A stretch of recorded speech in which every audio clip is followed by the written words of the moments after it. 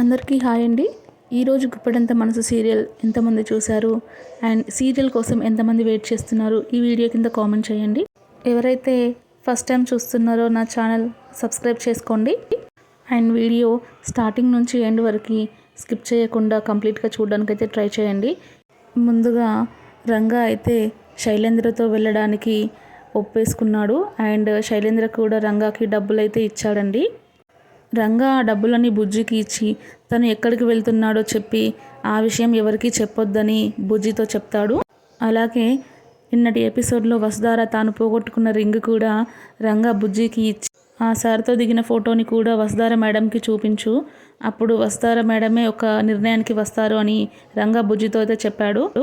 అంటే దాని అర్థం ఏంటంటే వసుధారకి రంగా నేను రిషిని రంగాని కాదు, నేను DBST కాలేజ్కి వెళ్తున్నాను, నువ్వు ఇక్కడే ఉండు అని మెసేజ్ ఏమైనా ఇచ్చినట్టుగా అయితే నాకు అనిపించిందండి. ఎందుకంటే నిన్న ఒక గిఫ్ట్ బాక్స్ కూడా ఇచ్చాడు కదా, ఆ గిఫ్ట్ బాక్స్లో కూడా రంగాకి సంబంధించిన ఏమైనా ఉండొచ్చేమో అనుకుంటున్నాను. మీరేమనుకుంటున్నారు? మీకు ఎలా అనిపించింది? ఈ వీడియో కింద కామెంట్ అయితే చేయండి.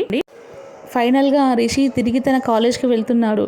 మరి వాళ్ళ నాన్నగారు మహేంద్ర గారు అండ్ వాళ్ళ ఫ్యామిలీ మెంబర్స్ అందరూ కూడా రిషిని చూసి ఎలా రియాక్ట్ అవుతారు అండ్ చనిపోయాడనుకున్న రిషి తిరిగి ఎలా వచ్చాడు అనేసి ఎపిసోడ్స్ అయితే చాలా ఇంట్రెస్టింగ్గా ఉండబోతున్నాయి.